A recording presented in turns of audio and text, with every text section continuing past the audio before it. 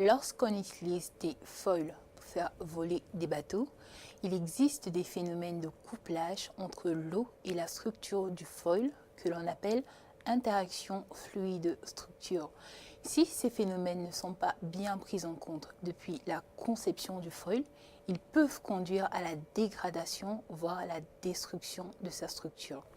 Si je mets un angle sur ce foil et que je l'introduis dans un écoulement d'eau, alors l'écoulement va contourner le foil en accélérant sur la surface supérieure et en décélérant sur la surface inférieure.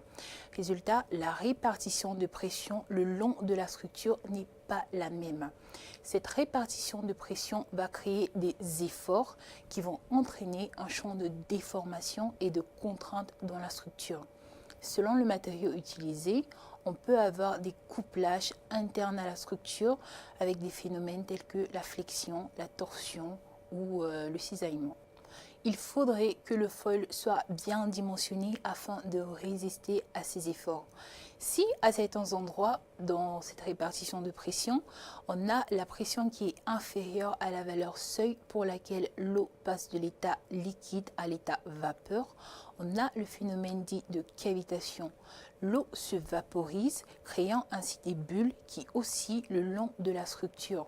Ce phénomène peut conduire à la destruction locale de la structure et réduire les performances du foil. Par ailleurs, si le foil traverse la surface libre, au niveau de cette surface libre, si la pression dans l'eau est inférieure à la pression atmosphérique, alors on a une aspiration de l'air par l'eau. Cette aspiration va perturber l'écoulement et modifier les performances du foil. Et c'est là que j'interviens. Alors, au cours de mes travaux de recherche, je travaille sur le développement d'outils numériques qui sont dédiés à la modélisation de ces phénomènes. Je réalise également des expériences afin de pouvoir visualiser ces phénomènes et de pouvoir valider mes outils à partir d'une base de données expérimentale. Un des outils déjà réalisés s'appelle FSIR. C'est un couplage entre un code de fluide parfait pour réaliser l'analyse fluide et un code de poutre par élément fini pour réaliser l'analyse de la structure. Sur cette figure, on a la réponse de ce foil en déplacement qui a été testé à 10 degrés d'incidence pour plusieurs vitesses dans le cadre expérimental et dans le cadre numérique. Comme on peut le voir sur la figure, les pointillés représentent la réponse expérimentale et la courbe continue représente la réponse numérique. Les deux réponses sont très similaires dans les deux cas.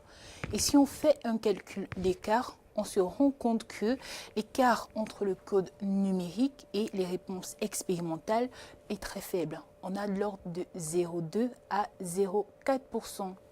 On a donc ainsi créé un code d'avant-projet qui nous permet de connaître la réponse d'une structure lorsqu'elle est soumise à un écoulement et on pourra ainsi valider si la géométrie proposée est capable de fournir les performances attendues.